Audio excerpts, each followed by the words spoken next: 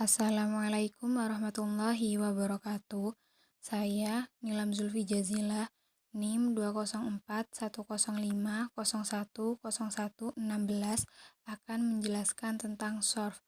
Secara bahasa, SORF adalah pertukaran mata uang asing atau as-sorf mempunyai arti aziyadah tambahan. As-sorf juga berasal dari kata sorofa yang berarti membayar dengan penambahan. Dalam kamus istilah fikih disebutkan bahwa bai' sorf adalah menjual mata uang dengan mata uang. Dari definisi di atas dapat disimpulkan bahwa sorf adalah perjanjian jual beli satu valuta dengan valuta lainnya. Jual beli mata uang merupakan transaksi jual beli dalam bentuk finansial yang mencakup beberapa hal sebagai berikut: pembelian mata uang, pertukaran mata uang, dan pembelian barang dengan uang tertentu. Dasar hukum as-sorf. Dasar hukum as-sorf ini ada banyak sekali. Ada yang dari firman Allah, ada juga yang dari hadis Rasulullah, seperti gambar di atas. Gambar di atas adalah hadis Rasulullah yang menjelaskan bahwasannya janganlah kamu menjual emas dengan emas kecuali dengan seimbang, dan janganlah kamu memberikan sebagiannya atas yang lain. Janganlah kamu menjual perak dengan perak kecuali dengan seimbang, dan janganlah kamu memberikan sebagiannya atas yang lain. Janganlah kamu menjual daripadanya sesuatu yang tidak ada dengan sesuatu yang tunai atau ada. Rukun dan syarat as-sorf. Rukun as-sorf. Ada 5 rukun as-sorf, yaitu 1. Al-ba'i, penjual. Yang kedua, al-mushtari, pembeli. Yang ketiga, objek mata uang yang diperjualbelikan. Yang keempat, si'rus sorf, nilai tukar. Yang kelima, sigot ijab qabul. Syarat as-sorf. Syarat as-sorf ada 4. Yang pertama, serah terima sebelum iftiraq atau berpisah. Maksudnya yaitu transaksi tukar-menukar dilakukan sebelum kedua belah pihak berpisah. Hal ini berlaku pada penukaran mata uang yang berjenis sama maupun yang berbeda. Oleh karena itu, kedua belah pihak harus melakukan serah terima sebelum keduanya berpisah meninggalkan tempat transaksi dan tidak boleh menunda pembayaran salah satu antara keduanya. Apabila persyaratan ini tidak dipenuhi, maka jelas hukumnya tidak sah. Yang kedua, at-tamatsul, sama rata. Pertukaran uang yang nilainya tidak sama rata, maka hukumnya haram. Syarat ini berlaku pada pertukaran uang yang satu atau sama jenis. Yang ketiga, pembayaran dengan tunai. Tidak sah hukumnya apabila di dalam transaksi pertukaran uang terdapat penundaan pembayaran, baik penundaan tersebut berasal dari satu pihak atau disepakati oleh kedua belah pihak. Yang keempat, tidak mengandung akad khiyar syarat.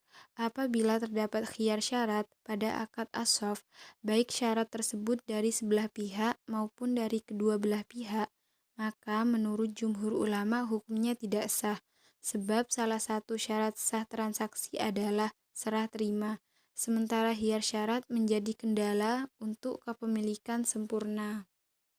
Selanjutnya, transaksi jual beli mata uang pada prinsipnya boleh dengan ketentuan sebagai berikut. Yang pertama, tidak untuk spekulasi atau untung-untungan. Yang kedua, ada kebutuhan transaksi atau untuk berjaga-jaga sebagai simpanan. Yang ketiga, apabila transaksi dilakukan terhadap mata uang sejenis, maka nilainya harus sama dan secara tunai atau at-taqabud. Yang keempat, apabila berlainan jenis, maka harus dilakukan dengan nilai tukar kurs yang berlaku pada saat transaksi dilakukan dan secara tunai. Yang dimaksud dengan syarat keempat, kadarnya harus sama, berlaku satu jenis yang dijual dengan jenis yang sama, seperti emas yang dijual dengan emas atau perak dijual dengan perak, sehingga adanya tamasul atau ruangan kadar disyaratkan dalam jual beli ini. Karena jual beli seperti ini tidak boleh dilakukan kecuali jika kadarnya sama dan timbangannya pun sama. Adapun mata uang yang ada pada saat ini seperti rial, dinar, dan junai ataupun yang lainnya, maka ini bertingkat-tingkat sesuai dengan harga tukarnya. Misalnya, rial ditukar dengan harga yang lebih sedikit atau lebih banyak dari mata uang lainnya, dengan syarat pembeli menerima barang secara langsung di tempat transaksi. Macam-macam transaksi valuta asing. Yang pertama, transaksi spot, yaitu transaksi pembelian dan penjualan valuta asing untuk penyerahan pada saat itu, atau penyelesaiannya paling lambat dalam jangka waktu 2 hari. Hukumnya adalah boleh, karena dianggap tunai. Yang kedua, transaksi forward, yaitu transaksi pembelian dan penjualan falas yang nilainya ditetapkan pada saat sekarang dan diberlakukan untuk waktu yang akan datang, antara 2 kali 24 jam sampai dengan 1 tahun.